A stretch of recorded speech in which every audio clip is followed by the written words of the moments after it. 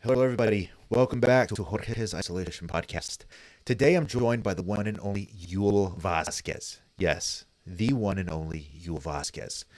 He's an Emmy and a Tony nominee. He was last seen in HBO's The Outsider, and he will be seen in the upcoming Books of Blood by Clive Barker, which I'm really excited for. I had the pleasure of meeting Yul on the set of HBO's Divorce back in, I think, 2015, 2016. And we got to share several scenes together. And he's become a really close friend and definitely someone that I look up to. He's just been in the game forever. In the early episodes of Seinfeld, to Max City, Bloodline, American Gangster, you name it, this guy has done it. And he's always a breath of fresh air and just teeming with wisdom. I love the guy. So I think you'll love him too. And enjoy this episode. I know I did. I had a very good time talking to you all. So go ahead, sit back, relax, and hear my conversation with Yul Vazquez. All right, here we are with Yul Vazquez. How you doing? George, I'm okay, man. Yeah. You know, yeah. I'm in Miami Beach, which is actually pretty good. Yeah. And been here since like early March. Okay. So you've been there throughout the whole shutdown. The whole thing, yeah. Been here since early March. And I would be lying if I said that it's been like rough. It hasn't. You can't really say it's been rough. It's been what it's been. It's been interesting. It's been an interesting time to find things in yourself Absolutely. and I feel that too. It's one of those things where like the time from not thinking about the business, quote unquote, like the industry that we're in, TV, dealing with agents and hearing about this project or this breakdown and this and that. It's kind of allowed us as creators, artists, actors to kind of just breathe a little bit and see the world as everyone else for what it is and kind of just explore and yeah, regroup. we are everyone else. Yeah. You know Yeah. What it's done though, for me, it's like it's actually more than that. It's more of that we're all going to come out the other side of this like changed, and I don't know. Yeah. I don't know exactly how. Yeah, no, there's definitely going to be a change. But I don't necessarily think it will be for the worse. I think it might be for the better. Yeah, I've had this conversation with several people about what we think is going to be the new normal, or the common thing is like, oh, 2020, it's been so bad, or 2020, it's the end of the world. But there's still a lot of 2020 left, and there's still a lot. It's like 6 years. Yeah. There's still a few months left, and there's still a lot of positive that can happen. Yeah. And I think it's what we make it to be. At the end of the day. Yeah, the thing for me was just sort of being here with my wife and just being together and just going out and doing like the most simple things, but it all in a very sort of altered way. Like I had a weird moment the other day at the grocery store. I had the mask on and I'm putting something in the basket and I looked up and my wife has a mask and the other person over there had a mask and I literally went, what the fuck is this, man? Like, yeah. I'm like, we're wearing masks. This is so, yeah. It was like a little freak out, man. It actually, it threw me and then I had to move on from it, and then, so I moved on and I was like, okay, but it's, those things, for me, I've been making, and I didn't set out. I know a lot of people are like, this is a time to be creative. And I'm like, yeah, no. This is a time to do whatever the fuck you want to do. Don't put a pressure to be creative.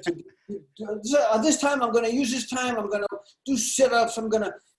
That's all nonsense, man. Yeah. It's a thing to be like, Shit is really bad. I was talking to Danny and Renes about that exact thing, where like there was a meme going around that said, Shakespeare wrote some of his best work in solitary confinement. And I was saying to him, I was like, you know what? Shakespeare didn't have a kid, or Shakespeare, didn't have Netflix. It's like get over it. Like no one's, I think these people get really dramatic when it comes to doing something spectacular and coming out on the other end with, their magnum opus. And it's kind of like, no, it's time to shut down. Like it kind of might have been a blessing in disguise. But that's my yeah. That's my point is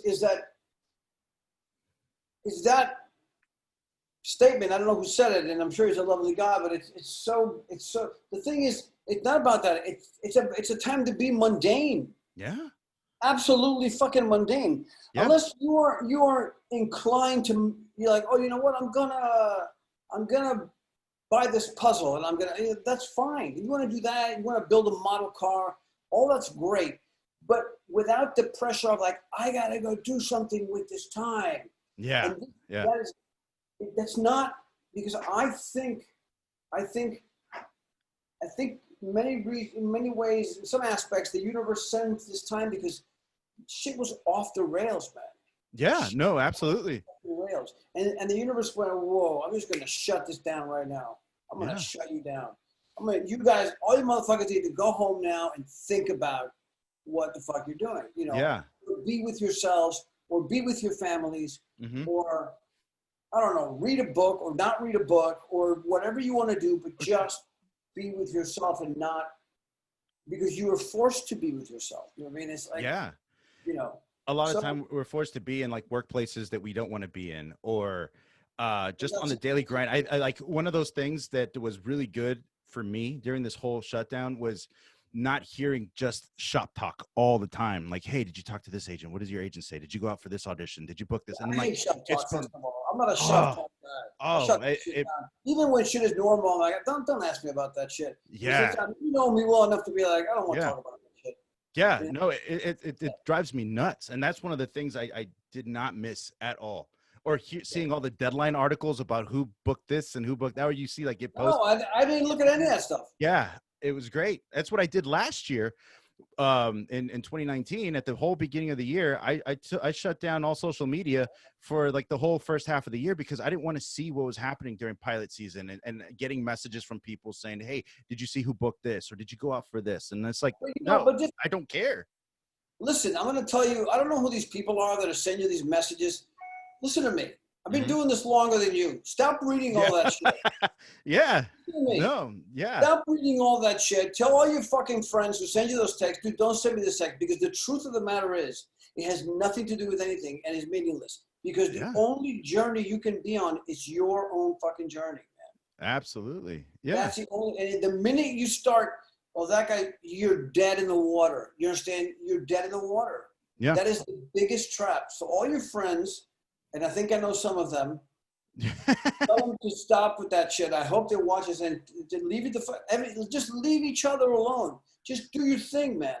Yeah. Dude, live your life in front of you fully, and all that other stuff will come to you. Because I will tell you this, and I know this as certain as I am sitting here. Yeah. In life, but in this business, the things that are for you, you will not be able to hide from. You could literally forget to show up to an audition, which has happened to me. Yeah. And get the job. I agree. And the things that you pursue and pursue and pursue, if they're not for you, they're going to elude you and they will not come to you. So don't read Deadline. Who gives a fuck who booked? First of all, I hate that you guys use the word booked. Oh yeah. It's a job. Yeah, you got a job. Yeah. You know who books shit? Models. Well, I know because I dated plenty of them. Models book shit. Yeah. I went on a go-see and I booked that ad. I'm like, that's who books. You're not. You get jobs. You get jobs. Yeah. No, that's actually really good because. Okay, so like going backtracking to everything before the move and everything, I thought when we moved back down to South Texas, that it was going to be up for me. And I thought that, I had built up a momentum and we had to come back, just family issues. We had some health scares within the family, with our parents and stuff. So we had to be back here.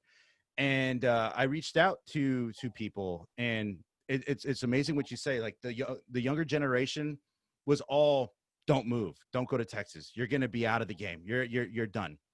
But the older generation, the people that have been doing this for a lot longer, like you, I spoke to Ricardo Chavira as well, because he's doing that. He's living in San Antonio, and he's been in San Antonio for years and years. And I know Rick very well. Yeah. And we talked a few times about, the move to Texas, and I moved to Texas. I got agents, and before the shutdown, everything was probably better for me here in Texas than it was in New York. But I didn't have to deal with a lot of the shop talk. I didn't see people every day, talking about, oh man, how many auditions did you get this week? Or, what was that? And that was one of the things that I hated about, being there in the city, was all the shop talk. It drove me nuts. The shop talk is fueled by desperation, and it's nonsense. Yeah. Listen to me. Listen, Yeah. if anything lands from our conversation today, erase the shop talk. Absolutely. Tell all those shop talking motherfuckers to stop telling you shit, because it doesn't matter, dude. It doesn't matter. You know what matters? What matters is that wherever you are, you're happy and centered. Yeah.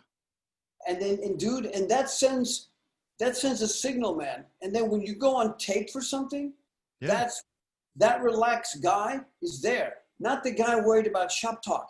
Yeah. Or who booked what. It doesn't fucking mean anything, man. It doesn't mean anything. No, that's absolutely true. And I found, I shot something down here. I wrote I was bored and I wanted to write something. So I wrote a series of shorts, and we shot 2 of them. And I found, with no budget, it was me, my wife, and my daughter. It's what the storyline is based on. It's based on us moving down to Texas. I had a blast. I hadn't had that much fun acting in a long, long time. Look at that. Where it wasn't about like money, or it wasn't about like guest star, co-star, or, just the commute to, 96th Street to meet a shuttle or anything like that. This was just like, okay, this is what I do. I'm an actor. I act. And I did it with my family. And whatever happens with it, I don't know what we're going to do. We can post it for people to watch, but it's something that we can look back as a family and say, look at what we did together. And it was a fun project. And going back to what you're saying is like shutting down and being here alone with our thoughts and stuff. I also do realize at some point things are going to pick back up. And I have a little girl, and these first year and a half, 2 years are going to be very important moments in life that a lot of fathers do miss because of work. And I think this, like you said, things happen for a reason. And the time that I'm able to spend with my daughter is valuable time, because I know that once the industry does pick back up, who knows, there could be a time where, I'm working consistently, and nothing does shoot down here where I'm at. So I will be away. So I'm just milking all this time that I can with my daughter that, I probably would have never had before. And that's been one of the biggest blessings, I think, from this whole thing. Well, what you can count on is that everything will change. Oh, yeah. Change. Nothing stays the same. Yeah. I think isn't that a Van Halen lyric? I think Unchanged. Nothing stays the same. Yeah, man, everything changes. Yeah. COVID threw everything into whatever. Now it will slowly come out of COVID. Yeah.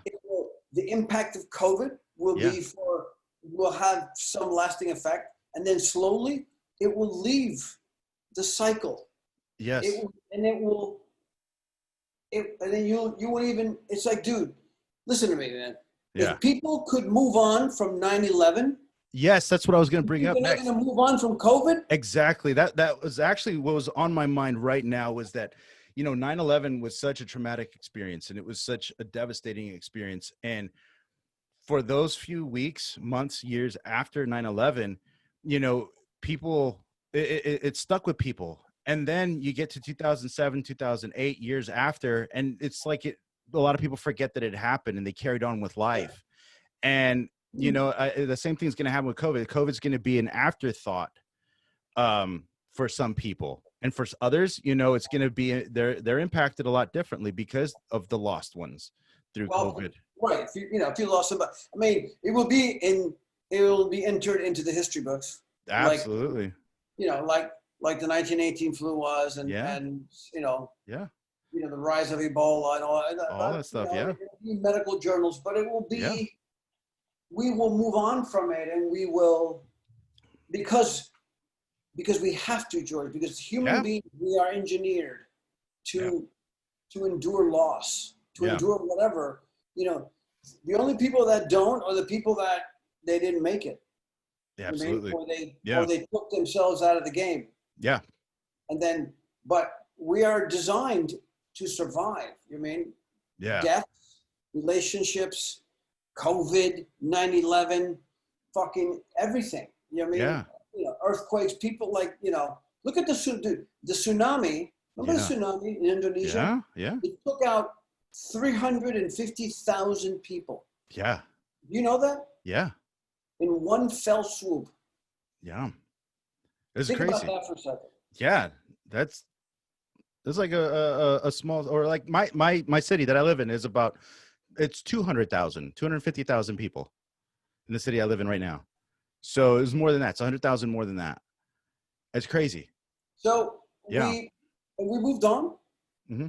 We had to move on. Yeah. So, COVID will be, I don't know. It'll come and it will go. Yeah. It will go. It will leave remnants, and you will remember it. But we will move on from it because we must. Absolutely. We fucking must. I think too that it, for me, has opened my eyes to appreciate every minute much more with the family. Just because down here where I'm at right now, in McAllen, Texas, if you watch the news or even Google McAllen, Texas, it's going to be, a few things are going to pop up when you Google McAllen, Texas. Years ago, it was the kids in the cages, because that's where it is. And then also it is, one of the places getting overwhelmed by COVID. I think one of the top spots in the nation right now, the hot spots for COVID, were overwhelmed. The hospitals were overwhelmed. They had to build makeshift hospitals in the convention center, and it was just really bad. And like every day there's about 30, 40 people dying. I mean, it doesn't sound like a lot, but that's a lot for a small area. And we don't have the resources that a big city has. Like San Antonio is 4 hours north of us. Austin is 5 hours north of us. Dallas is 10 hours. Houston is 8 hours. Like, are you close to Matamoros, Brownsville? Yeah. That's on the other end of the valley. So yeah, we're still in the same area. The Rio Grande Valley is the four counties: Star, Willacy, Cameron, and Hidalgo. And we're basically across from Reynosa. So we're just right there. Matamoros is the next big city toward the Gulf. I'm developing this script. I just saw a draft of it. It's set in Brownsville, Matamoros. The Mark Kilroy or what? No. Do you remember that? Yes, I do. That was huge when I was little. Yeah, I do. That was like the first big thing. I was like 6 years old, and they had it made national news. Mark Kilroy disappearance, and the Santa Elena Ranch, and then the Colt killings. And did you grow up there? Yeah, born and raised here in McAllen, Texas. Wow. Yeah, a lot of craziness. Well, maybe there's a part for you in this movie. There we go. Oh man. So yeah, like were you working on anything before the shutdown or as the shutdown? Were you? I was shooting The Outsider, but that I finished The Outsider July of last year, and then I was I can't really do anything until they decide what they're going to do. So they like a season 2 or anything, or is it just one and done? They haven't decided. Yeah. So I'm locked into them. It was a beautiful show. I remember when you booked it, and it was that. See, that's one of the things. The Deadline. I read on Deadline that you booked it, and I was like, oh my god, What did I tell you remember. about booked? We don't say I know, booked. no, when you got the job, the job, that's you got to understand. Like I remember we talked on the phone when you got that, when it was announced that you were playing Detective Sablo. I was so pumped, and we even talked about the book. I had a fun time doing it, man. So I've been basically, I've been parked here until they decide what they want to do, and they have to decide. There's the way that the deals are structured. They now have until the end of January to make a decision. So Okay. I was actually.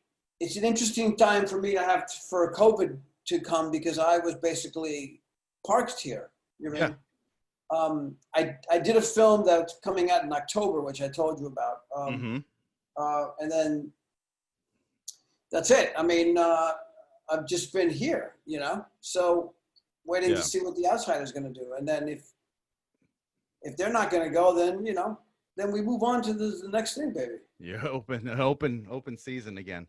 I mean, it's, that's the thing, It's weird because you think every time you got to go back to square one, and it feels that way, but you're really not. You're not at square one. You're maybe a couple of squares up from one, but it feels like one. It does. I mean, at least for me, I'm not as established. I hadn't had my footing as much, but I do have a body of work that has helped me with auditions here in Texas. And it got me into the rooms for some pretty cool, auditions. And I think every actor goes through a slow time. It could be a year, it could be 2 years. And COVID is kind of a block that everybody's going through a slow time. So I don't really count this time. I do feel that things are going to kick in, and in the next, I don't know. I think 2020 is. Well, there's nothing left to watch. There's nothing to do. I don't think they're going to have to make a lot of stuff. Yeah, exactly. And they're going to have to play catch up with everything for 2021. So I'm feeling really optimistic about 2021. 2020, I think, is just I want to enjoy the year.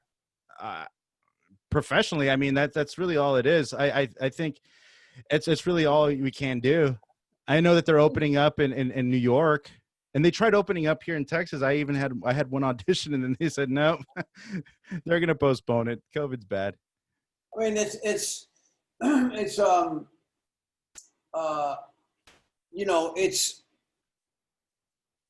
about enjoying. I think enjoying the time should be the goal all the time, even without COVID. Yes, you're right. Without COVID. I mean, because why shouldn't you? Yeah. Why shouldn't you enjoy your kid and your wife and your life and your time and whatever, man? Who's ever, I had my mom and dad are both dead. I don't have children, and it's not been by accident, but so I try to enjoy myself as much as I can because, sometimes somebody comes down and goes, "Hey man, here's the check, time to pay up." They're calling up my number. Yeah. Yeah, you never know. You're absolutely right, though. Like that, we should. And I've been guilty of not thoroughly enjoying or basking in every day that we have because it's this year has been a crazy one. Like I don't know if you knew Nick Cordero and Amanda Klutz. I did not know him, but I know who he is and I know what happened. Yeah, and well, I knew Amanda Klutz. We did a movie together, Going in Style. That's his wife? That's his wife. Yeah. There's like a picture of me with like in the middle of Michael Caine on one side muttering to himself and Morgan Freeman sleeping. And she's the one who took that picture. It was on the set of Going in Style. And so I knew her and my wife knows her too from her work. And it really hit because we had the same kind of like trajectory. Amanda was pregnant at the same time Rosa was pregnant. And my wife Rosa had our baby a month before they had their baby. Yeah. They moved across country. We moved across country. And then that happened. And like, it's just we don't know from one moment to the next, like what's going to happen. It could be a car accident. It could be COVID. It could be whatever. And, if I'm too busy thinking about the stresses of, the business or auditions and I'm missing, my baby take her first steps or her climbing onto something or, just living life. It's like you hear about the guy who is on like a hamster on a wheel, just spinning the wheel every day. Just grinding. Yeah. And then he looks in the mirror and he's an old man. I don't want that to happen for me. Like, I don't want life to just like pass me by. I want to make the most of every day now. The thing is, like, the thing is, one can go as a young man. I mean, and there's no fucking. Exactly. There's no. Yeah. So Nick moved across. Where did they live? So they were in New York first. Right. That's where, because he's a Broadway guy, and Sure. she was on Broadway. That's where they met, on Bullets Over Broadway. Okay. And then they moved to LA. And the week or so they got there was when everything happened. And it was just He was in LA. In LA, yeah. Yeah. That story absolutely crushed me. It crushed me. My wife cried so many nights just reading about it and hearing about it. And for me, like I'm trying to play it tough and like not tough, but strong, like, oh, everything's fine. But like, of course, the thought in my mind is like, okay, what if something does happen to me? Like Nick didn't have any underlying symptoms or anything like that. That's what they said. He didn't have any of that. For me, though, I just told you, like I had, respiratory problems. Like in the last 5 years, I've developed really bad asthma where every summer I get put down. And if I were to get hit by this, who knows what's going to happen to me? Is the weather there better for your asthma? Yeah, it is. It's 105. It's a lot like Miami. Yeah. Maybe a little bit hotter, but it's just maybe not as humid, but very humid as well. Well, today it said 88, feels like 105. I was like, it feels like 105. Yeah, it's like a moist oven. Yeah. See, it's not that humid then. It's very humid, but it's like 100, feels like 115, 110. Yeah, no, it's been bad. Are you close to the water? Hmm? Are you close to the water? Yeah, so we're like an hour away from the Gulf. So it's not that bad. We just got hit by the Hurricane Hannah. Yeah. Dude, it's like we there's no escaping anything here. Forget it. Yeah. And we've had hurricanes before, but there was like this hurricane did a lot of damage. Luckily our house, we lost a few shingles, a little tree got knocked off, but other than that, like other people, there was massive flooding. I've been through some really bad hurricane. I mean, I grew up here. Yeah, no, I can imagine. In this neighborhood. Yeah, that's so crazy. Like hurricanes, they're crazy. Like they hit here maybe once every 10 years, maybe. We've been lucky where they either go north of us or just down to Mexico. It's always like that. You're a town called McAllen. McAllen, yeah. It's a crazy county because everything is named after Scottish towns. Yeah, I was going to ask you that. So yeah, so this is McAllen, the city that's I'm bordering on right now, which is kind of like if you go from like Brooklyn to Queens, you know how they're like just bordering each other. Yeah. Is Edinburgh without the H? Without the H, that's where my undergrad is, Edinburgh. It's insane. Yeah, and then there's Far with a PH, and so there's like a lot of like Scottish. I don't know why down here on the border. So we got that, but yeah, like other than that, it's like those things happen. It's like you can have a scare like that with what happened with Nick, or a hurricane can knock over our house because people lost houses. People, I have a friend whose whole property was destroyed from the hurricane, and at the end of the day, it's like, okay, you're alive, we're fine now, but what have you been doing, or what have I been doing personally to like just enjoy this time, instead of worrying about auditions? Because I do feel it, it's not the fame game, but it's just like being creative and being, active. Like you could play music, so you have an outlet where you can, And I I paint, and I don't know if you've ever been to my website. I have a website. It's got nothing. If you went to that website and you didn't know who I was, this is not the website of an actor. It's nothing about acting. That's amazing, though. My name, and all it is my photographs and my paintings. Yeah. When did you start painting? I started painting, I'd say about 7-8 years ago. What photography I've done since I was like a little kid. My mother bought me my first camera at a thrift shop that's literally, I could throw a stone from here. It's in a church, and it was 75 cents. Oh, that's amazing. When I tell you I grew up in this neighborhood, I mean, I grew up in this neighborhood. We came from Cuba. Yeah. And lived on 15th Street on Pennsylvania Avenue. Yeah. This apartment I'm in now, I bought in 2004 with my wife. We bought it to move my mother into it. Yeah. My mother had another, was in a rental, and it was a shit show. And I was like, I can't do this anymore. Yeah. So got this place. And then when my mom died in 2009, I just kept it. You know what I mean? Yeah. Then I started doing Magic City in 2011, and I stayed here, which was super. I did 2 seasons of the show, and it's shot down there. It was great. That's amazing. So, yeah, painting about 8 years ago, and photography. I think photography since I was very young. I've always had a camera, and I always have a camera with me. Just driving. When I was emailing, when I was, trying to, because I'm very responsible about my shit. I was like. I thought he's sending a link. I'm like, but then I thought, well, he's got a baby and stuff. Yeah. I apologize about that. No. It's all good, brother. Listen, you know what's funny? Let me tell you something, man.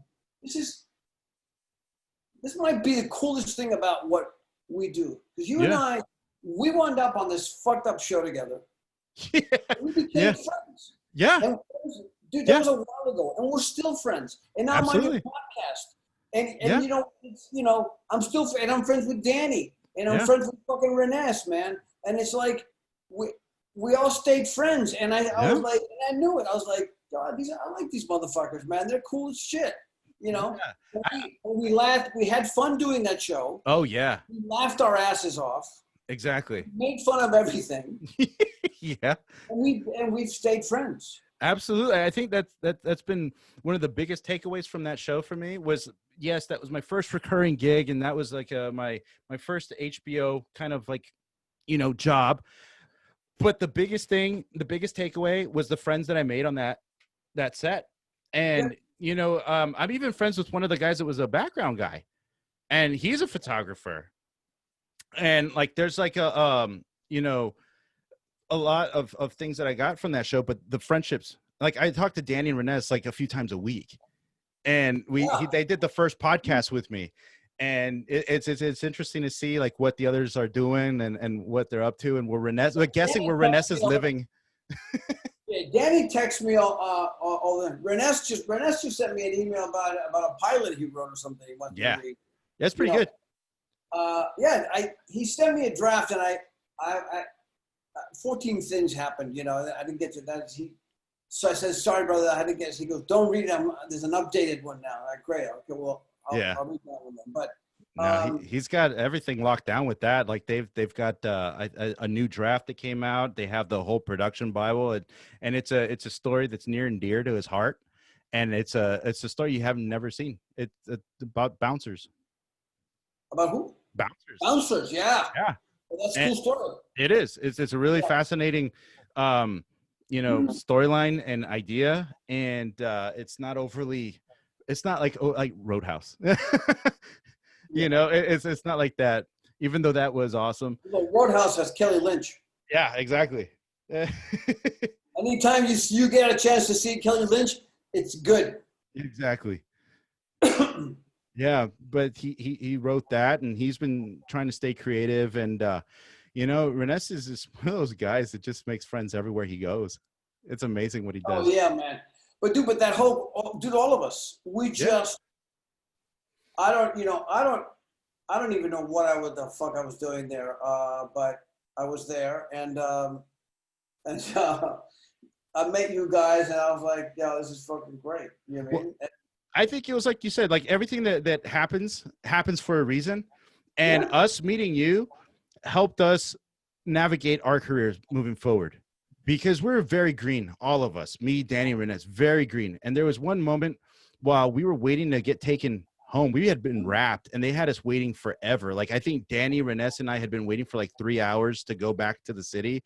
It was like the first or second day we were shooting. And you stepped in like a papa bear, is like, hey, why haven't they gone home yet? Like, what are we waiting for? You know, like what's going on? Yeah, and us like just like dumb kids were like, oh, we could talk, Well, like, we could ask about that. It's weird. It's not you guys aren't dumb kids. You guys don't want to make way. You feel like if you ask for something that's well within your right, that you are being looked at as a problem, or you're making waves. I mean, Yeah. and it's really, it's something that is more with young actors. When you get to my age, you're like, no, Papa ain't gonna play that shit, because what are you doing? Like, Exactly. This says I'm wrapped and you take me home. What do you not understand about this? I don't want to hear any shenanigans about this or that, because that's got nothing to do with me. You know what I mean? Nothing to do with me.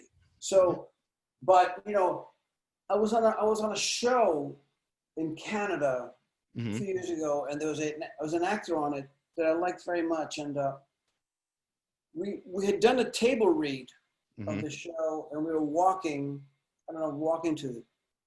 back to the apartment or whatever. We were in Montreal, and he was really like upset about the writing for him in this episode. You know what I mean? And he, and he was like, this is not right, and like these sort of technical terms and this and that. And I was like, dude, why don't you say something? Yeah. Like, talk to them. Yeah. And he went, I don't want to get fired. And I went, well, then you're going to have to eat that. Yeah. Because if you're not going to open your mouth, then all you can do is accept what you're given. Yeah. I think the thing too is, after the experiences that I've had since then, is the way that you approach it too.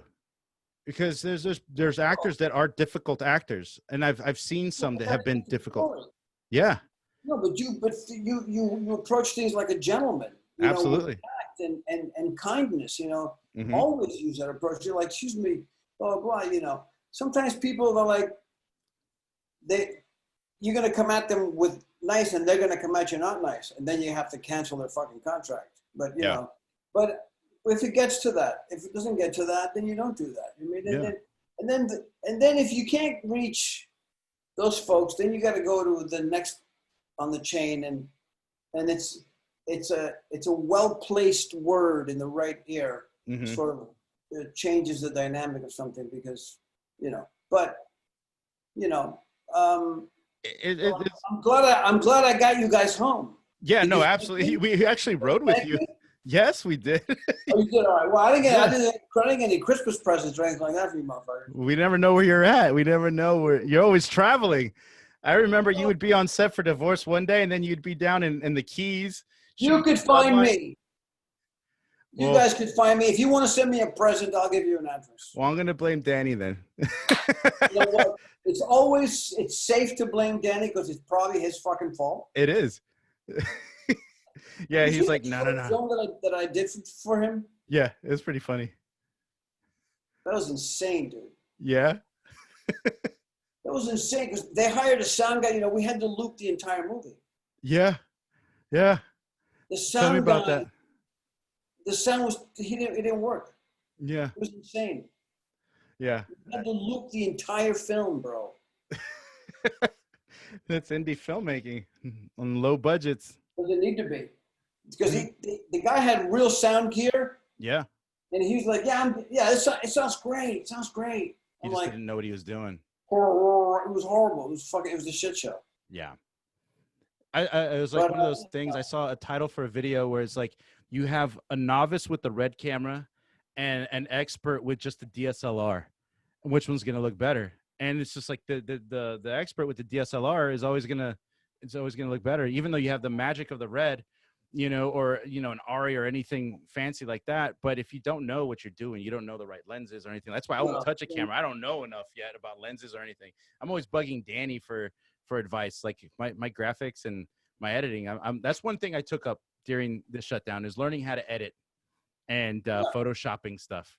But you should know lens sizes, and I'll tell you why. Yeah.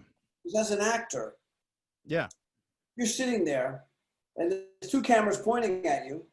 You ask them what lens each guy's on, and it's how you know how tight what size that each guy's at. One guy could be here, one guy could be here. You don't know. Yeah, no, that's the thing that I did learn.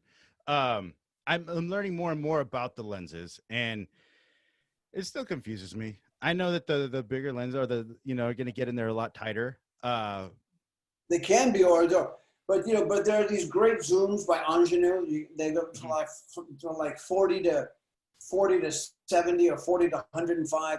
You can shoot a whole movie with this one lens. Yeah. You could literally shoot an entire film with it. Yeah. Because it's a great zoom, and they're beautiful zoom. But I'm a camera nerd, so I love lenses and cameras. So I remember the camera department guys are usually like my favorite dude. They're usually the guys closest to us, proximity wise. Yeah. And then I love asking a million questions about every fucking. I go, why are you doing that? And they're like, well, we're doing that, Yul, because X and X and X. Oh, okay, so you shoot it. So the shutter is 160. Why is that? Well, because the angle of the shutter, and I'm like, cool. You mean? Yeah, I think that's one of the things that I found most fascinating for me being on set is watching the setups for the different shots and the lighting, because lighting has always fascinated me. And I'm trying to learn more about it and how they light stuff, because, I am on set for certain things, and then I'll see it when it comes out, whether it's, on HBO or whatever show that I'm on. And it's just like, whoa, it didn't look like that on set. And I know exactly what they were doing. No. And it's so crazy. That's one of the things that I love watching. And I try to pick their brains as much as I can. I've worked with actresses, usually of a certain age, that know they can walk on the set and they can look at the light and they go, yeah, that's not going to work for me. That's awesome. They know their face so well.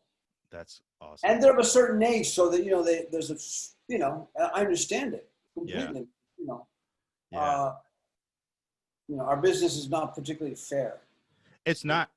To women. No, not at all.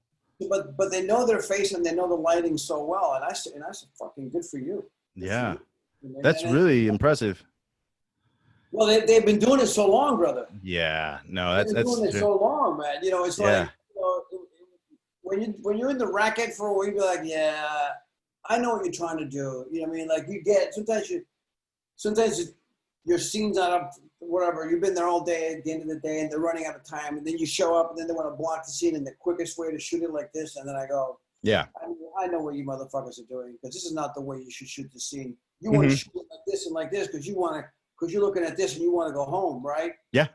Well, no, not really. I'm like, no, that's what you're doing. Yeah. That's exactly what the fuck you're doing. Yeah. So don't, just tell me that, man. Yeah. You can't. It's ridiculous that you want to shoot this complicated, intimate scene like in such an impersonal way. But I remember when I was working with on Going in Style, that particular movie, Alan Arkin they're doing a setup, and they did every angle they could think of, and he was just moping around, he was being funny. It was Alan Arkin being funny, and he's like, you know what? Today these directors, they do a lot of their directing in the editing room. They just want to shoot everything they can. And before, like when we used to shoot pictures, they'd plan everything out, and you had film, and everything's all digital now. And it's just a fascinating take on that. And it's like, yeah, I guess so. But it's fear. Yeah. Do you understand? It's totally fear driven, because here's the thing. If you cover a scene in enough ways, anybody can edit that scene. You can give it to a fucking chimp and he can edit the scene. Yep. But if you shoot the scene in a certain way where you don't have that kind of coverage, it's only going to cut together one way. One way. The director's way. But nobody has director's cut. So studios and stuff want all this coverage so they can if they have to take the movie away from you, from the director, and cut it however they want, it's going to cut together however they want. Yeah. Because it's been covered by 14 ways to Sunday, man. You know what I mean? And it's so much, it's so over the top, you know what I mean? Because you don't need it. You know, some directors, I've been lucky, I've done technically 3 movies with Soderbergh. If you count the Che movies as 2. Yeah. Steven Soderbergh doesn't shoot anything extra. Okay. But Steven Soderbergh has that kind of juice. Yes. And he operates a camera. Yeah. So he knows exactly what he's going to shoot. He'll be like, George, you're going to be there. And then like, he's like, cut. Great, I got that. And you're like, what? Really? Yeah, I got it. Then he'll walk over there and be like, okay, do the scene again. Then he shoot it from there. And he's already seen it in his head. There's not going to be 27 different angles to cover from. Yeah. Because he's already cut it in his head, man. Yeah. And he'll go upstairs and he'll have that scene cut by the end of the night. Yeah. But very few people can get away with that or allowed to, you know, because you don't have, you know, he's a very, very proven, successful director. Yes. I mean, not very many directors can do that. Yeah, unless you're financing the movie yourself. I mean, you know, I work with John Sayles, who pays for the movie himself. Mm-hmm.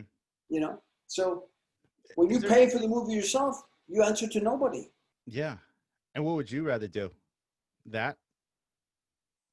I'd rather do that. Every day. You know, every day. You know what I mean?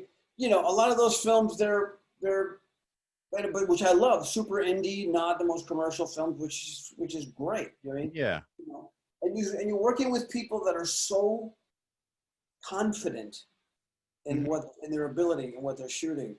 Yeah. That they're not concerned about, you know, getting, you know, what anybody else looking at their dailies and going, oh, you know, I wish they had a shot of George's eye. I mean, is it? No. Well, I don't need that. I got what I need. I have what I need to tell the story. Yeah. That's all. To deliver the scene, I have what I need. I don't need a shot of his eye. You know what I mean? You know. I think I appreciate that about like Robert Eggers and Ari Aster. You know, a lot of people like their films are very divisive. You know, you either love them or you hate them. You know, it's kind of like not a lot of middle ground. But like, if you watch The Lighthouse, Robert Eggers directed The Lighthouse and The Witch. Oh, he did. Yeah, he did The Witch. The Witch, yeah. Yeah, it's one of my favorite movies, and they allowed him to do whatever he needed to do. Well, yeah. And the same thing with Ari Aster, and I think that was Ari Aster's like with Hereditary. He had full control over that, and you don't see that often. I think A24 has been pretty good about allowing the directors to have that creative control. Listen, that's the thing, you know. Some people get lucky and and are able to do that. You mean they'll get, you know, but you know, depends how much the film costs. You know what I mean? Exactly. And all these different sort of things, you know. But you know, it's why TV is cut in a very particular way. Except The Outsider, which was shot in a very unique way. Yes. It was shot like backs of people's heads and like, you know, it's really cool, you know? Yes. They allowed them to do, you know, because Bateman had a lot of control and he was allowed to do, which was great, man. He crushed it. Absolutely. It was beautiful. And it was shot almost like True Detective, a lot like True Detective season 1. You know, it's beautiful. I might be the only guy that never saw it. Okay. Season 1 is probably my favorite TV show ever of True Detective.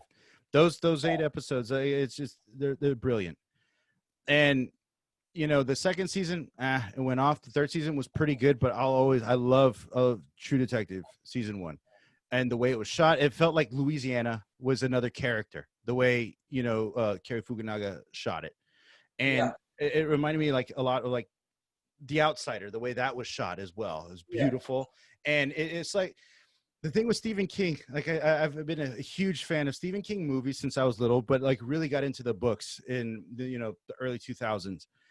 And it's just like after reading the books and seeing some of the movies, it's kind of like, where did they go with these movies? Like, how did they like mess this up? And, you know, how did they botch this one? And how did they make it so corny when a lot of his work is very poignant and it could be very gritty, like The Shining. I know that there's that big dispute between Kubrick and King about The Shining and the final cut, and how Kubrick kind of it's why it's Stanley Kubrick's The Shining instead of Stephen King's The Shining on in the movie version. I did not know that. Yeah, they Stephen King hates the movie. He was like, that's a very good movie, but it's not mine. That's Stanley Kubrick. Stephen King hates The Shining. Yeah. Wow, I did not know that. Yeah, there's a huge that's why he tried to remake it with Mick Garris, I think, years in the 90s. Mick Garris. Mick Garris, he wrote Hocus Pocus. One of the things he's most famous for. He produced the Masters of Horror. This is exactly where I want you to be. Yeah. I don't know who these people are. I don't read Deadline. I don't get texts from I just love horror, and I love Stephen King, and like I know you do. I'm just fucking with you. And like Mick Garris gets. I love Stephen King. I didn't know Mick Garris. Yeah, Mick Garris. He's been around in the horror game for a long time. I think he directed the Stand series, the Stephen King Stand. I think he directed that. He produced the Masters of Horror. Remember that they had that anthology on Showtime a few years ago, like 10 years ago, 15 years ago, where he got all the Masters of Horror, Carpenter, Craven, Romero, everybody. He got them together, and they each had an episode. Carpenter had a really, really cool episode called Cigarette Burns, where Norman Reedus he's a theater owner, where he was searching for this one film that when anyone watched it, they went crazy and killed each other. And there was an actual fallen angel that they used in that film. And it's a very hard film. And he had to go through like snuff dealers to see where he could get a hold of this film. Snuff film. Yeah. Yeah. And it's just like a weird film. And it was like a really cool show. I think what's his name was in it. Udo Kier. Udo Kier was in it, I think. Udo Kier. Yeah. He's one of the most brilliant horror actors. Udo Kier is great. Yeah, he's amazing. But yeah, that whole thing with Mick Garris and Stephen King redoing The Shining because he didn't like the way Kubrick did to his. I have no idea. Yeah, and I'm like, no, and I was like, if you're mad about that, then have you seen any of the other movies they made off of your books? Like, because some of those are way off. Yeah. The thing about Kubrick, though, man, I think if you got involved with Kubrick, I think you had to. It was going to be Kubrick's way. Yes. I think this is a guy that I love Kubrick. I will defend. People love to hate. Eyes Wide Shut, and I'm like, I liked it. Yeah, I liked it too, and I will defend that. That's the movie Kubrick wanted to give you. This is a guy that, this guy had a 45-year plus career. Yeah. Maybe like a 50-year career. Do you know how many movies he made? What, 9, 8? 13. 13. In that time. Yeah. There's guys that make 13 movies in 3 years. Oh, I know. Yeah. This guy made a movie. Everything was like, Barry Lyndon, he had lenses made and rehoused. Mm-hmm. Because he wanted to shoot it with candlelight.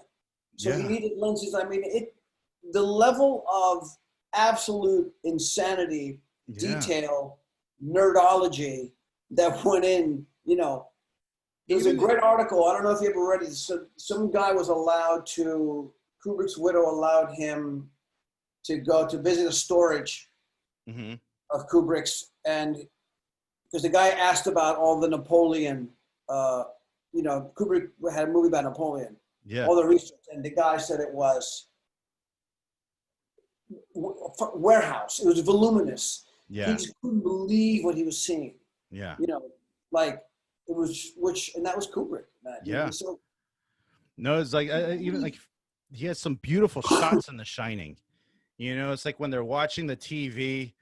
And he's just the attention to detail and just the wide shot. You see the snow falling in the back. There's no cable to the TV, but the TV is on. It's just beautiful. Everything was beautiful. There's so many. Just at any given time, you can press pause, and that's just it could be a beautiful still of that movie. There's a Mexican director. I think you would enjoy watching. His Carlos Regatas. What is he? he's he really works. He's a very outsider guy, but he won the Palme d'Or in 2007 for a film called Silent Light. You could call up every one of your actor friends right now. Yeah. And they don't know who this guy is. Yeah. And he won the Palme d'Or. Wow. Okay. Yeah.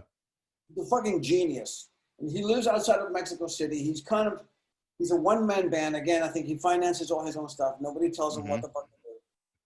But if you ever get a chance, watch a movie called Silent Light. Okay. That he made. It's about a Mennonite community outside of TJ. Which is, yeah, exactly. Yeah. Just wrap your head on that for a second. Yeah. This cat has shots in this movie. You can pause anywhere in this movie, and it's a fantastic photograph. Oh, wow. I mean, it's brilliant.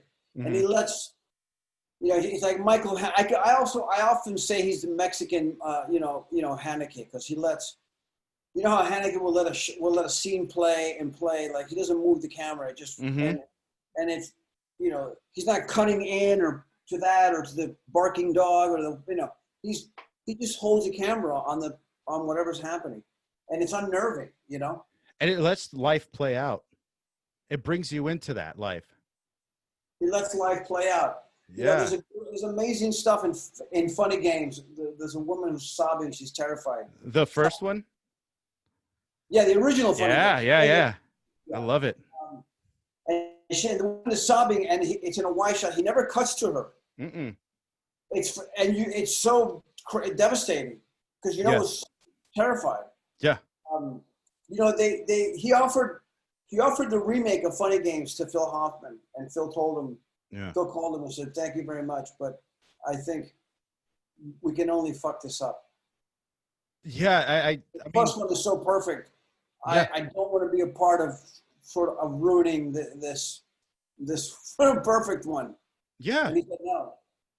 That's the problem. I think with the U.S. and I've heard this on other horror, because like I said, I'm a horror guy, and you see this happening all the time where there's a foreign horror film that's already standalone, a classic, and it's good that what was the director's name from Funny Games? Michael Haneke. Haneke, that's right, Haneke. He directed the remake himself. Yes. So he did both. Shot for shot, everything, and the acting. It was Naomi Watts and Tim Roth, right? Yeah, he did it in English. Yeah, he did it in English. It was beautiful. It was tragic, but it's just, why mess with your same film? And that's happened several times.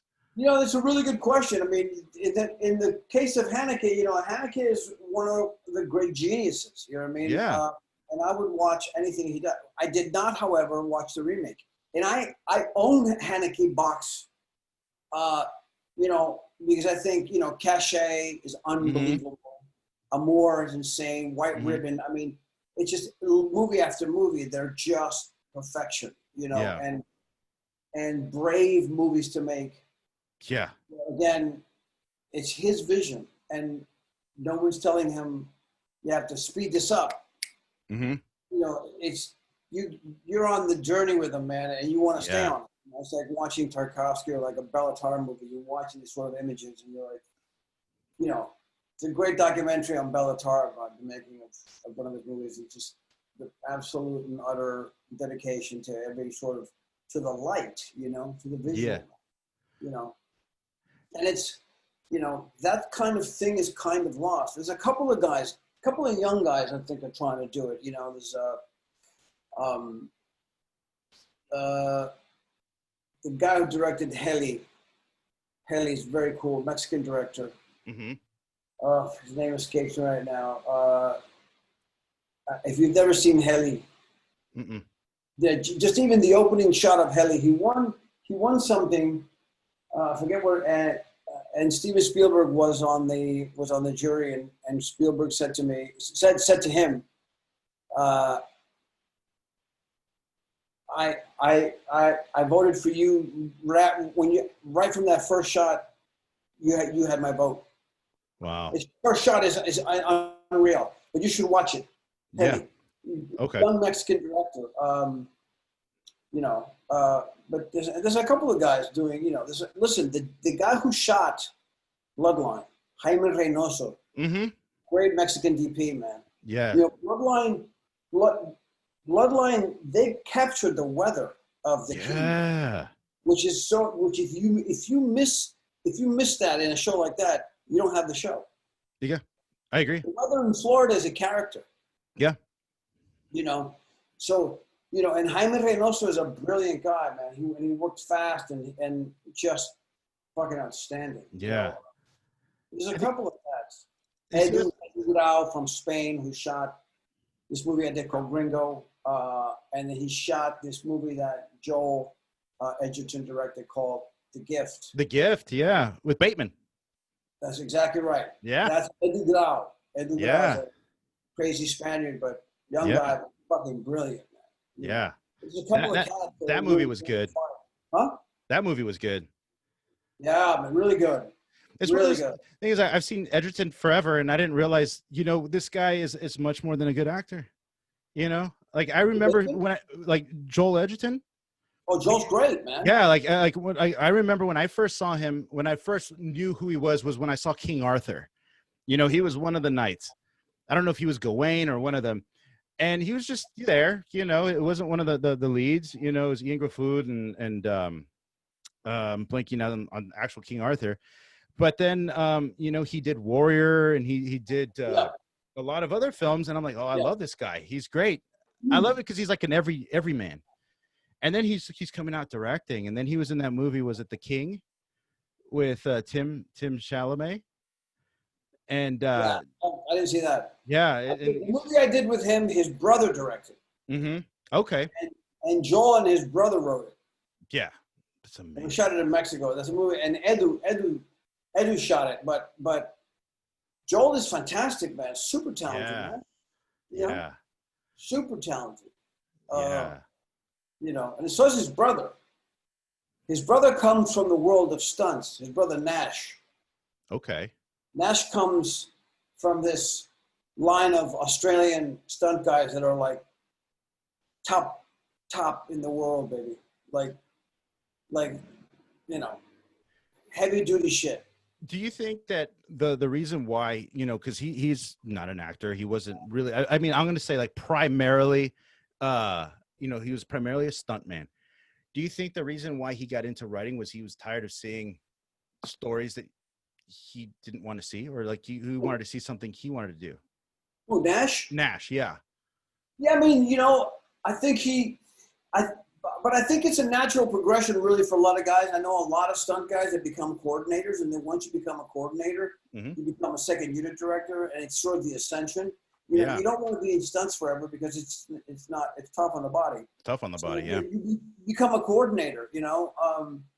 There's a guy, a Cuban guy, George Aguilar, who was a coordinator on a lot of Scorsese and Scorsese and Ridley Scott movies. I met him on American Gangster. And then we did the Che movie together. In fact, we did the Che movie together, and then we did American Gangster. Or I don't know. But he was a stunt guy. It's an amazing story about George. He was a stunt. His first job is the original RoboCop. Oh, really? And he said to me, he goes, Yul, my first stunt, I almost got killed. Wow. First day. Yeah. He was like, oh, shit. Okay, fuck. So he figured it out, and he's like, what's the next thing? And then he became a coordinator, you know? He became really good. Yeah. He became a great coordinator, you know? Yeah. And then he became a second unit director. And now he's a director, you know? That's so cool. So for a lot of these cats, it becomes a sort of natural progression, I think, you know? I think they just like for some DPs, you know, they, you know, or these first ACs who ascend to be DP, and then, you know, you get in with the right director. Yeah. And then hopefully you go on to direct, you know what I mean? Yeah. Some guys choose to not do it because they get in with a great director and they stay there and they just have a great career as that guy's DP, you know? So it's like, you know, because you always, honestly, you want to work. The truth is you want to work with your friends, man. You Yeah. know? At the end of the day, Yeah, the that's longer you do this, you want to work with people you've worked with before and people you know, and it's like, and you all the bullshit's out of the way, and like, it's fucking nonsense. yeah. I think that's why divorce was so fun.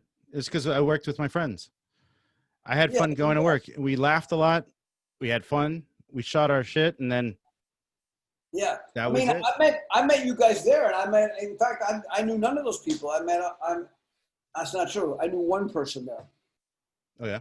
Our director. Was it Jesse?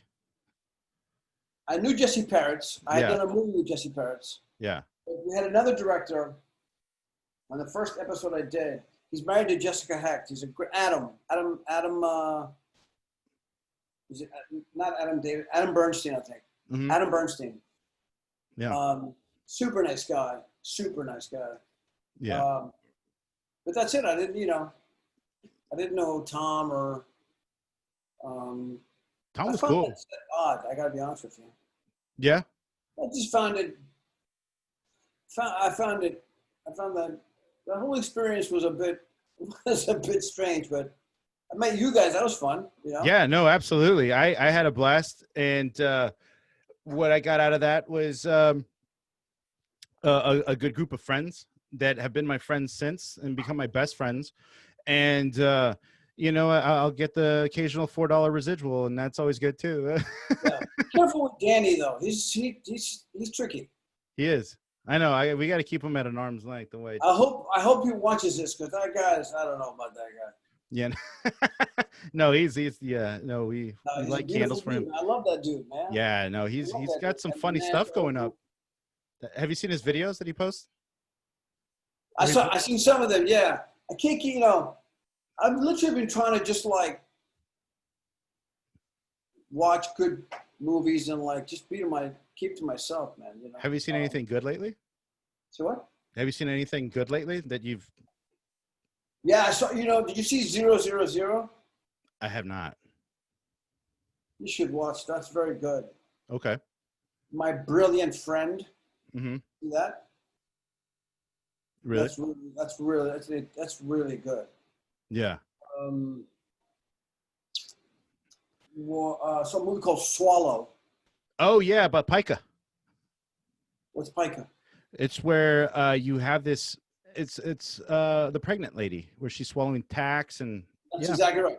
So yeah, with Pica, it's I heard that it's common with pregnant women and children. Like my daughter, they said if she keeps eating paper, you got to test her for Pica because it's kind of like an uncontrollable urge to just eat random objects. Maybe not to the extreme of thumbtacks and stuff like that, but yeah. Battery. Have you seen that movie? I've been wanting to watch it. I know all about it, and it's just I've been meaning to watch it. But yeah, I know it's the Pica movie. First of all, it's directed by a very young Puerto Rican guy. Mm-hmm. He does a brilliant job. Yeah. This movie. And it's shot by Kate Arismendi, it's shot beautifully. The whole thing, it's designed beautifully. It's very well acted. It's amazing, man. It's amazing.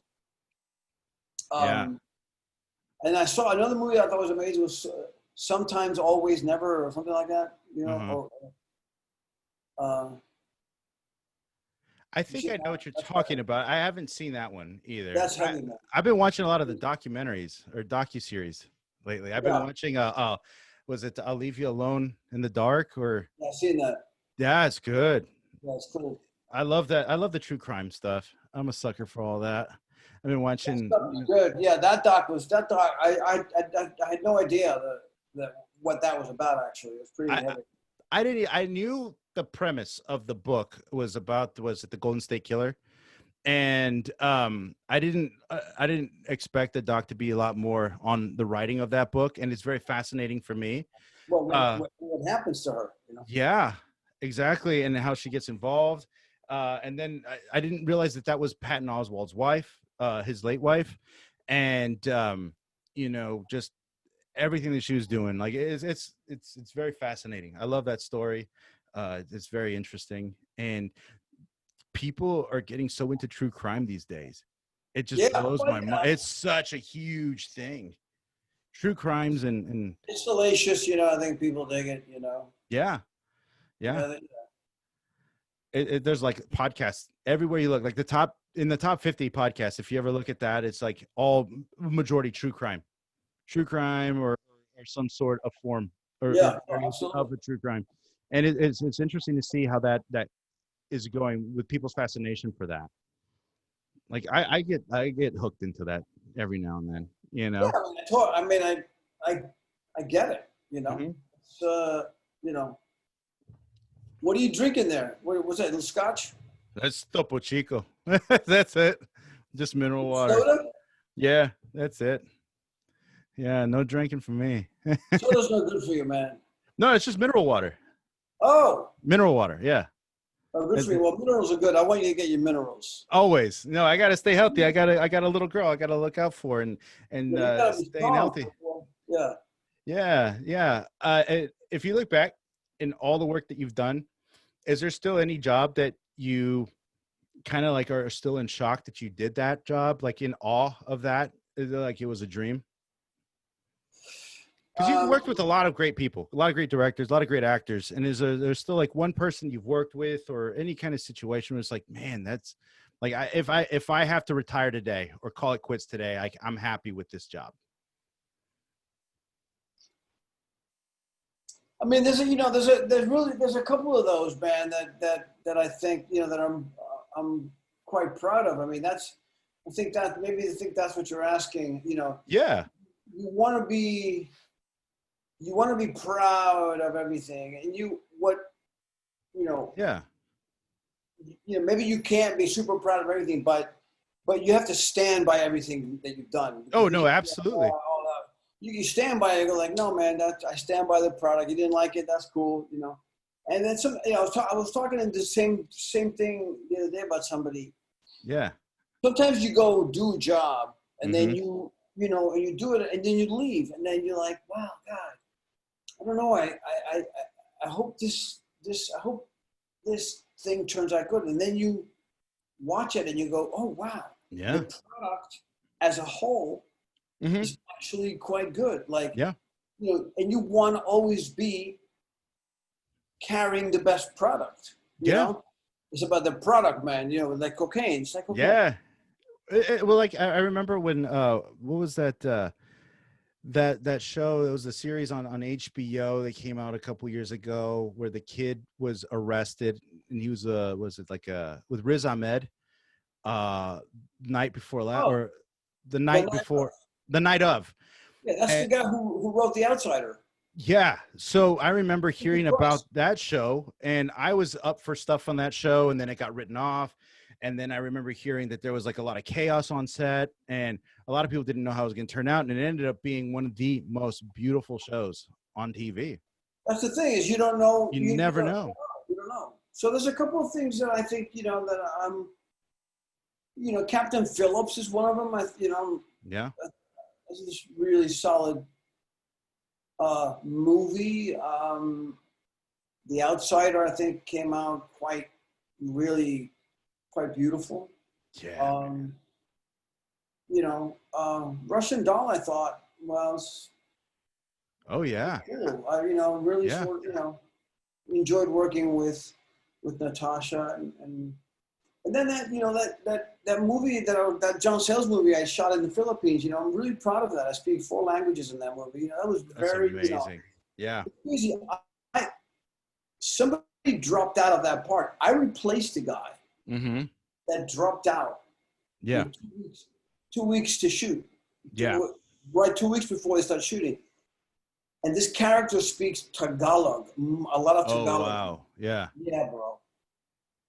And you had to I learn had that. like 14 Tagalog coaches. I mean, it's like he Yeah. speaks Tagalog. He speaks English with a Spaniard accent. He speaks Latin.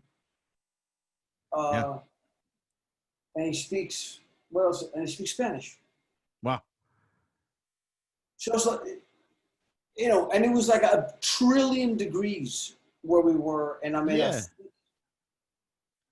a cloak, like real traditional priest cloak from Mm-hmm. turn of the 19th century. You mean,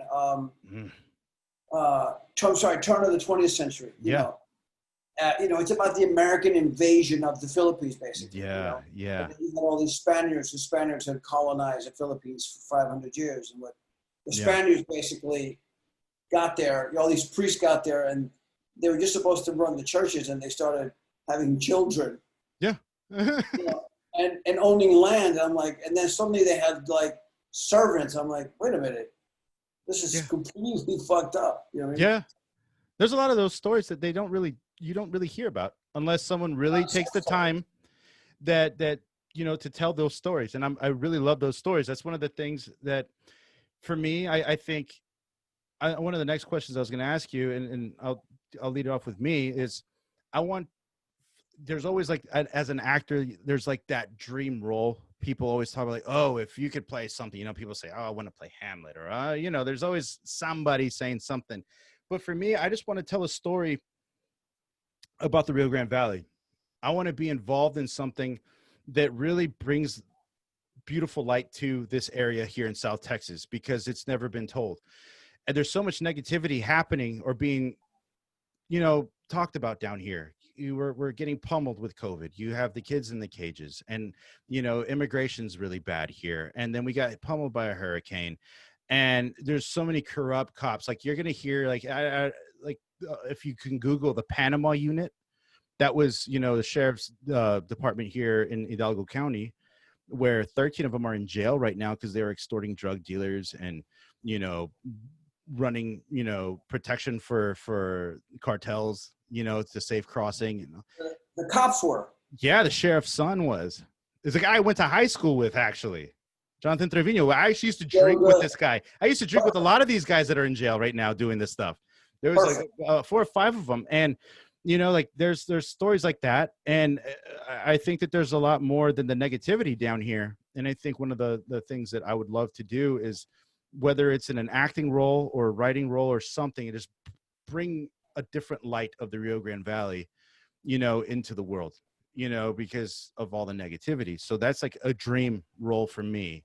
Yeah. That or True Detective. I want to play a detective. I really like when you were doing The Outsider. I was like, oh, that was the one Stephen King part that I would ever play. This is the one Mexican role he's ever written, or one Mexican character he's ever written.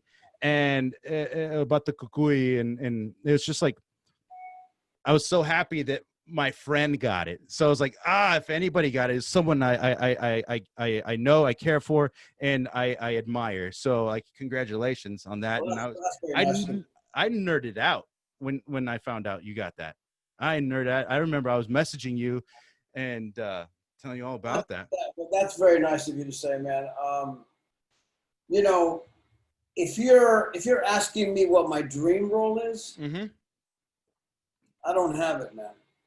You know, it's. I think I've asked that question before. It's to me the dream role is the role that you read it, and you see it, and it's in front of you, and that's the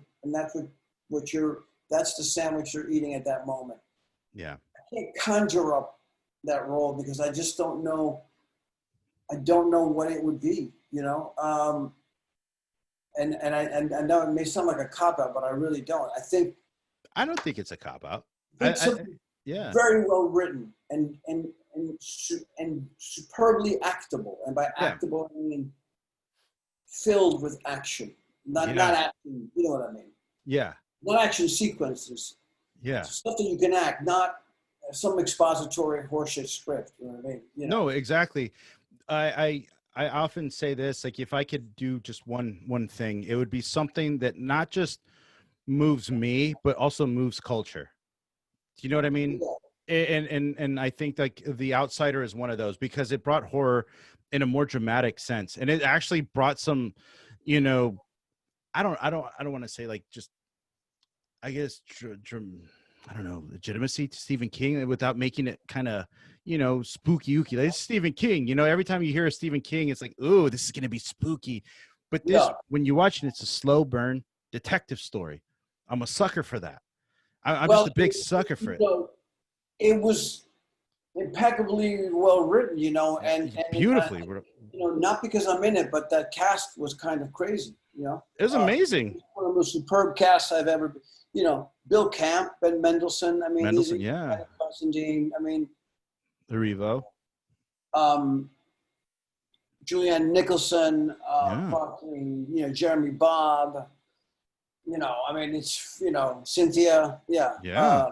You know, Mayor Winningham. I mean, it was just endless. You know, like literally. Like, there was a couple of days where there were scenes where like all of us were in the scene, and it was just, it was crazy, man. You know, because it's rare that you go across the board. You're like, yo, this room is filled with firepower. Like this, like, it's on in here. I mean, and it's amazing. But you know, it's things like that I would love. If I was like told by my agent, hey, we got like a one-liner for you in this show, and this is who's in it, this is who's in the scene, do you want to do that? And a lot of actors would be like, that's just one line. I'm like, yeah, I would hop on it in a heartbeat. I've done that before, like, because I see the firepower in there, and it's just like, okay, my one line is contributing to the scene, but I'm also, what am I going to take away from witnessing this? absolutely. It's like once in a lifetime situations where it's a master class that I'm getting paid to do. And it's one of the coolest things. You know, yeah, you just, but that's the, you know, that's the thing you never know from this. It's the byproduct of this, you know, you go, you know, like this friendship you and I have is one, you know, and others, or you learn something about a particular way to shoot something, or some new, I don't, you know, you meet another guy, you know, like, you know, Paddy Considine is an actor that I've loved for a long time, and he's a great director as well. And he has a fucking band. Yeah. You know, and he lives in England. You know, he lives in, like, I think he lives in Manchester, but you know, and with his children and his wife, and you know, he stays to himself over there, man. You know, it's like, you know, he just lives his life. He's, you know, he loves his band. He's such a beautiful actor. You know, I mean, I don't know how familiar you are with his work, but he's fantastic. You know, and Camp, you know, Bill Camp, that guy right there, man. That's like, you know, he's like a sage. You know, what hasn't Bill Camp done? Yeah, it's one of those, he's in The Night Of. Yeah. And that's one thing I loved about HBO is that if you do one thing, if you watch enough HBO over the years, for the last 20 years, you'll see those same actors pop in and out of shows throughout HBO. Yeah. You know, because you were in Trim? I mean, what? You were in Trim, weren't you? Treme. You're in that. Divorce, The Outsider. Yeah. You know, I was in Divorce, Succession, and Bad Education. And even then, like when I heard like my scene in Bad Education, tiny, maybe a good 45 seconds, if that. I heard about the story, and I could relate to the story because we had one of those situations where there was a superintendent that was doing some crazy stuff down here in McAllen, who actually was married to two women at the same time. Wow. Yeah, and he was the guy like Hugh Jackman was in that movie where he was the good time Charlie. Everyone loved him. He was present for every student, for every teacher. He was the people's champ, basically. And then you find out they did all this other stuff behind closed doors, and that's why I related to it. And then it was with Hugh Jackman and Allison Janney, and I saw who was attached to it. I'm like, yes, I'm going to do this. Of course, I'm going to do this. Of course, man. And it was like, yes, like now it's nominated for an Emmy, and I was a part of something that people will remember, and that's one of the best things. You know, sometimes it's good just to be a fly on the wall, man. Absolutely. You know, watch what's going on in there. Yeah, there's always something to be learned from every situation, man. Yeah, I think you know. Yeah. I think it's important to go in there going, what am I going to learn today? You know. And you know, but yeah, I did a show for HBO. It was like my second job. they had a series called Tales from the Crypt. Tales from the Crypt. I remember that. And like my second job. You had your long hair. Huh? You had long hair. I had longish hair. Yeah. And then wait a second. And then I did a movie. Holy shit! For them, that's the first film Forrest Whitaker directs. Really? It was called Strapped. Oh, I remember Strapped. Yeah. That's HBO. Really? See, I it's one of those things, and I feel like I don't know how it works in the offices there, or if they have like just like a. I've been into the offices a couple of times for some auditions, and it's one of those things. Like if you watch enough HBO, you're gonna see the same actors on there. It's one of those companies that they do remember people, and I don't know at the end of the day, because I know sometimes these productions are like cast by different offices all around. And I know like Divorce ended up being cast by two separate offices. I know the first season was with Tucker, and then it went to Telsey the second season, and then I don't know what happened because they kept changing the whole. Well, they just I don't know. The showrunner, they fired the creator of the show. Yeah. Yeah. Which she was awesome. Sharon Horgan was amazing. She's great. She's terrific. She likes the pictures of my baby, like on Instagram, which is awesome.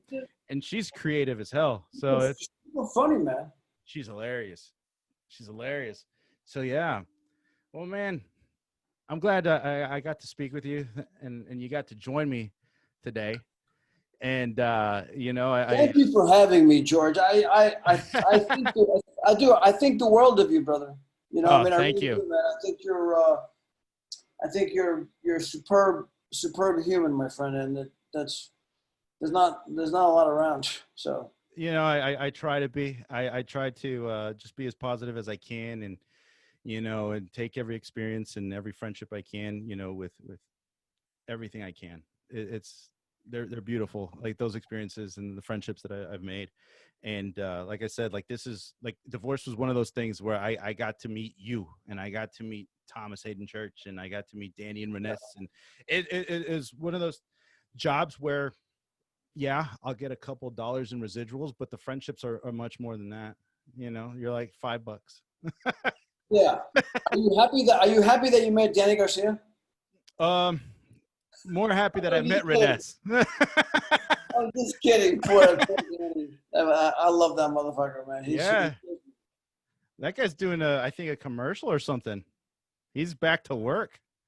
I don't know what he's doing. I love that dude. Yeah, and Reness is, you gotta like play the guessing game where Reness is at. Either he's in Atlanta. He was in LA for a little bit. I think he's in Florida. Sometimes he's in Atlanta.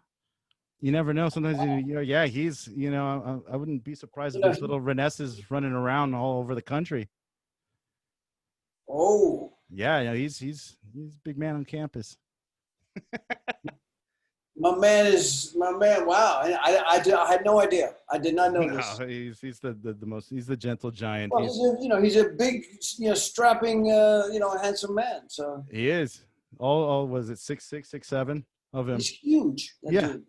Yeah, it's amazing. That dude could break me in half. If he just looked at me the wrong way, my head would come off. He visited us when our baby was born. Like maybe she was like 3 months, and watching him hold, like just looking at this giant of a man hold our little infant girl, it was just like, oh wow. It's like, there you go. That's your Uncle Reness. He'll protect you.